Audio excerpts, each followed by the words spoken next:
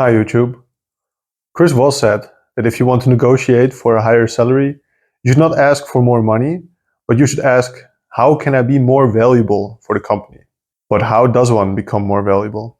Today I want to deep dive into the concept of playing one's role, whether that is at the office, in your relationship, or in the online game League of Legends. How can we conceptualize the roles that we can pick from, and what kind of impact can we expect?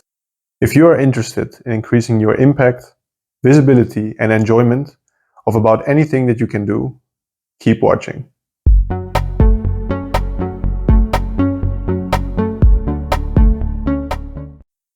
In my previous videos on how to increase efficiency and how to create your personal mission, I already hinted towards the importance of knowing your role. But today I want to specifically emphasize that knowing your role is crucial for personal development.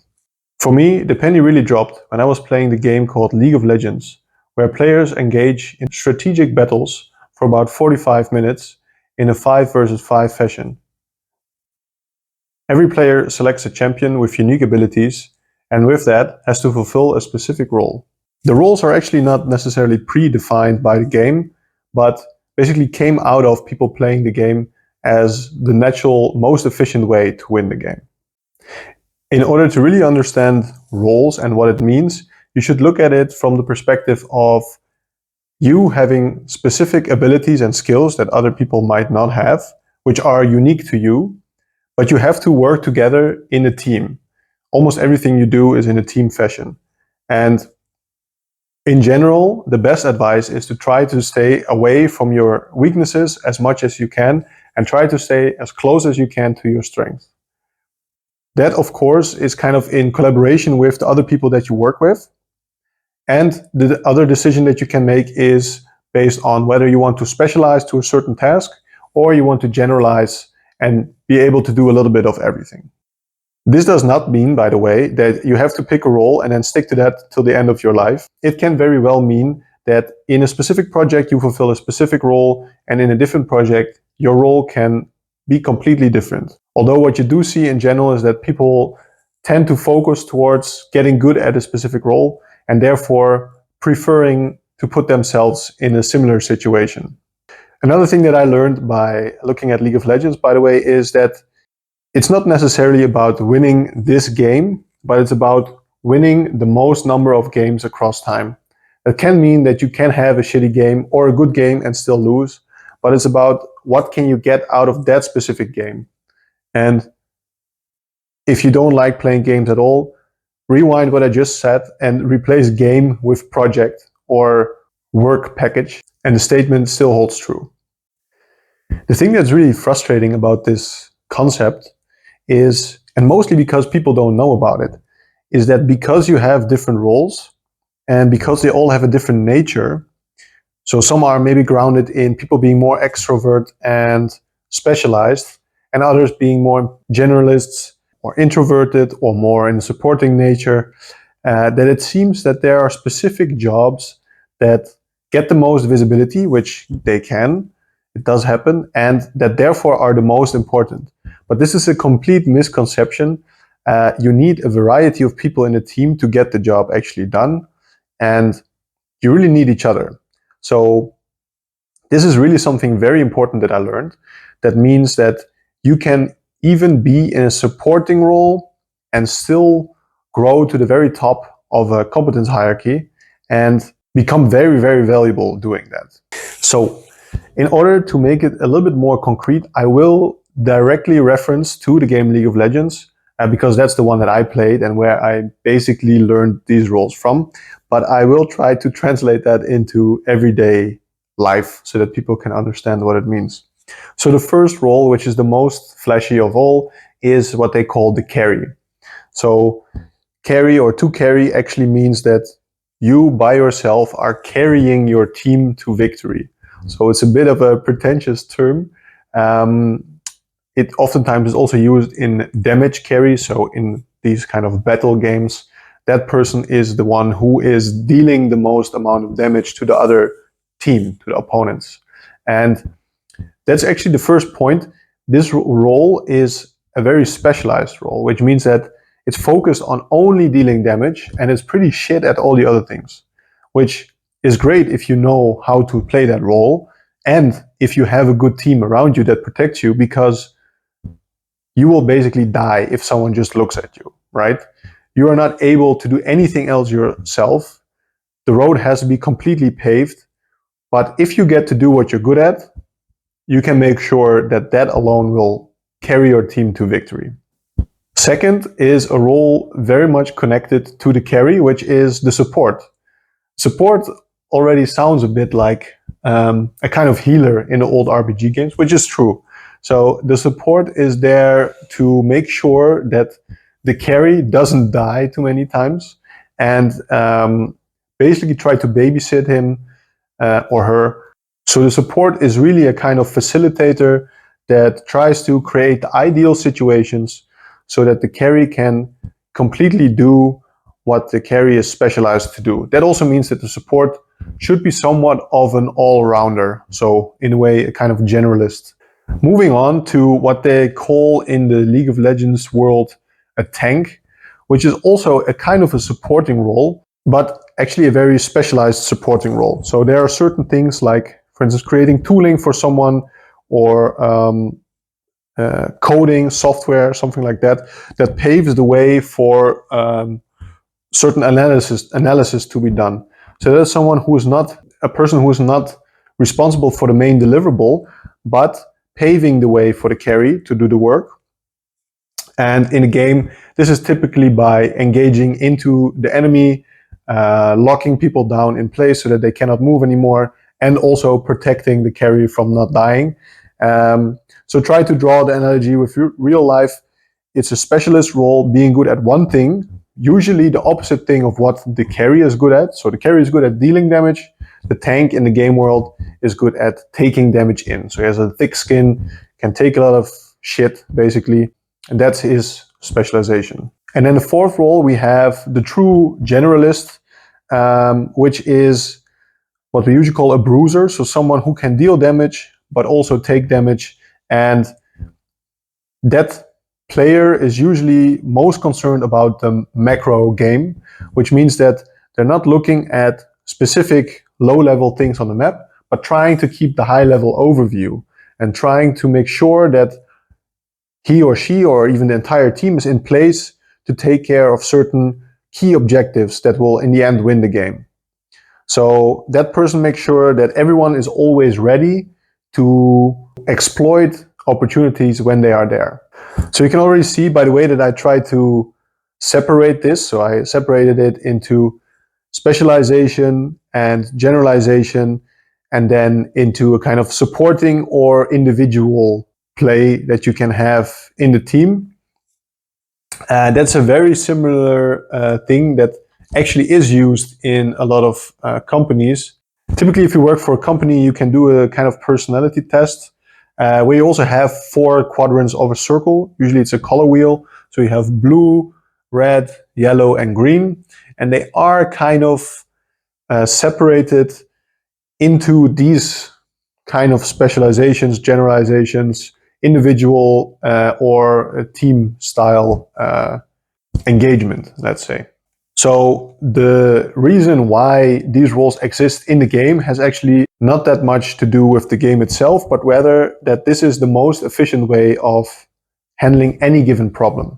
Now, another thing that I quickly wanted to mention is you can also have a smaller team size.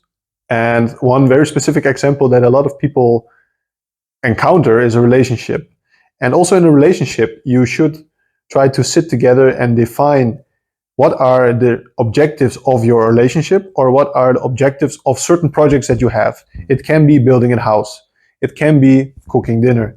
It can be getting married, or for one of the two to have a big career.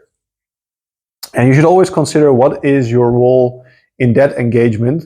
One of the typical situations that you could have is that one person is specializing in really getting the job done, and the other person is really supporting. So that means taking care of all the peripheral things for the two together. And that would be what in the past was the traditional household. So you had the man who was focused primarily on working and getting money, and the woman primarily taking care of all the other things. So all the other things in that sense, not resulting in extra money for the family, but making sure everyone is still alive. And I think what has happened, or there is a risk in the game, in real life, so in relationship, but also in projects, that only the person who seems to give the finishing blow, only the person who brings in the money, only the person who does the presentation can seem to be valued. And you will definitely see that at the lower levels of play, let's say, if you just start working and you are in an entry-level job, there's a lot of kind of finding out how you can grow, how you can make the next step. And it does really seem, from your perspective at that moment, at least from my own perspective, that you only get valued if you do the presentation. But I did already realize, and it's something that I think if you talk with more and more people also from higher level, that they even look specifically to put specific kind of people in specific roles, because they know that you don't need to have a carry, a shiner in every key position. Sometimes you really need to have a support that just facilitates everyone around them. And even as you can see in pro gameplay, so believe it or not, there is, let's say, paid esports where people play League of Legends and get like loads and loads of money. There are people who specialize in being support. That means that they are not the person who does the most damage, just making sure that their carry stays alive. And these people do that for a living. Similarly, if you are a people manager, you are basically not, even if you work for a tech company, an engineering company, you're not creating any technology. You're just making sure that your people can do their job. This is basically a support. So I just want to highlight that I hope that this is kind of eye-opening to more and more people, that it's not about giving the presentation. It can be about so much more. And it's actually key that you know what your role is, based on your personality, based on your preference, based on what your team needs. Because sometimes you need to maybe stretch yourself a little bit so you can fill a gap that needs to be filled. Maybe you're not the best at that, but maybe you're the best at that in your given team, right? And then you might need to fill certain roles that are not 100% natural to you.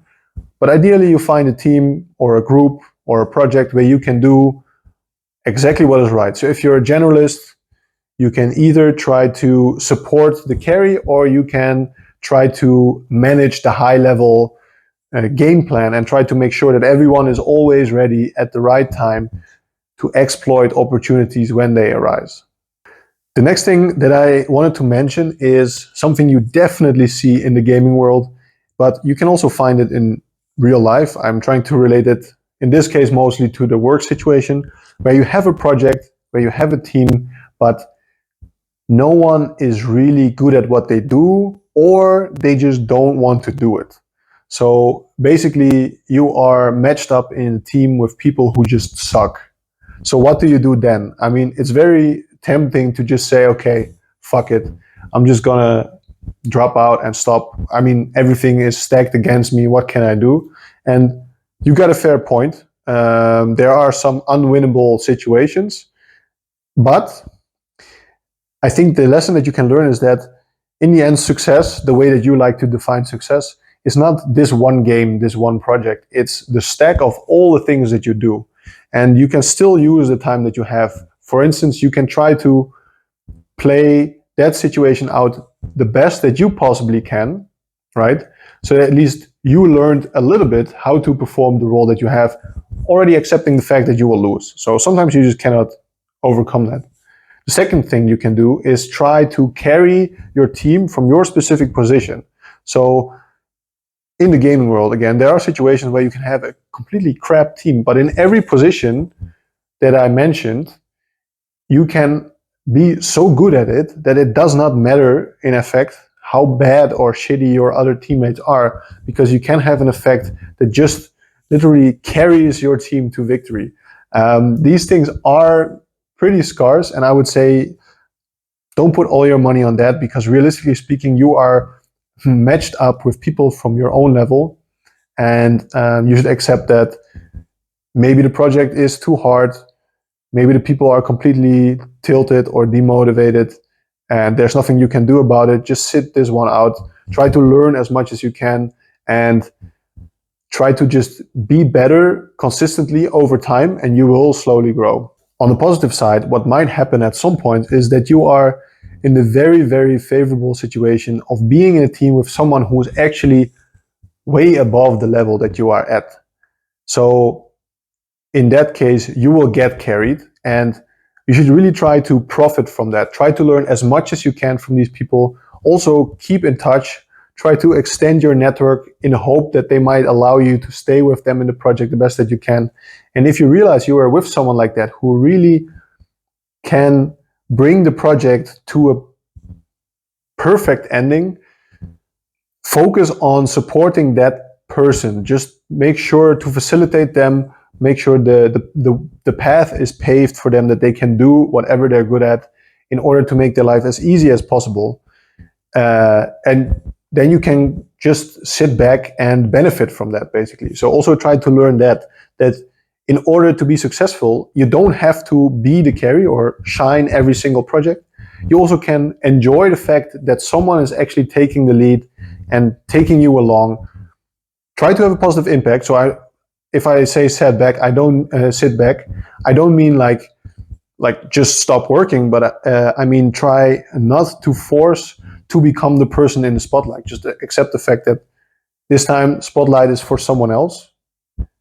Next time it might be you again, but try to learn as much as you can and pick it up so you can use it for the consecutive rounds. So what can you really take away from this now? Try to think about, just reflect on what are the things that you're good at. You can use the Strength Finder, for instance, to do the test and see what you're good at. There's also, at our company, we have Facet 5, but I'm pretty sure you can also purchase online certain tests that will reveal to you what your personality is if you don't know already.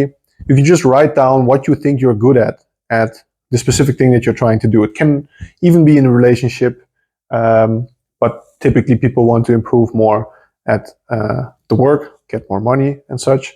I would really propose to check out how to write a personal mission, because personal mission is also really based on what kind of roles are you playing and how can you best fulfill that. So think about what you are good at. What are your strengths? What are your unique abilities? What do you enjoy doing? And what do you want to become better at in the future? Those are the key points that you should look at. Then try to see how does that fit within the team, within the work that I'm doing. Is that actually required in my current role? Or should I maybe try to maneuver myself to a different position over time so that I can really do the stuff that I love and it's even required or valued there? So that's the thing that I did recently. I moved to a different position within my company, and I can already feel that it is so much more comfortable because the stuff that I'm doing there is what I enjoy. So basically the stuff I was enjoying, I was doing it on top of the work I was supposed to do in my previous position, and they liked it, but basically they only needed me to do the stuff I was hired to do. So I had to make the switch to a different position where the stuff that I love to do and want to do and I'm good at is actually the thing that they hire me for. So that's something that you can over time try to also find out by doing, push yourself into the direction that makes most sense for you specifically. And then look around in that specific group. What are the personalities of other people and how do I fit in with that? Now, sometimes a company can even give these opportunities where you have a team event where they let you do a very generic but surprising project, and then people don't realize it, but basically, let's say you have to build a tower from paper or something like that within 5 minutes. You will find that people will automatically resort to their personally most natural roles, specifically in that environment. So with the people around. So you can have a lot of people who are assertive and more leading, but the person who is most leading will in that situation take the role, and that's how you define a little bit the structure of the project. So that's a funny thing that companies already do. And finally, I would like to highlight this point. I think I didn't do that enough, but you don't have to be good at everything. Basically, you just have to be good at certain things. And I don't mean you need to be a specializer. You can also be good in the sense that you can be a very good generalist, but you have to find and define as well as you can what it is that you're good at, so that you can also market yourself.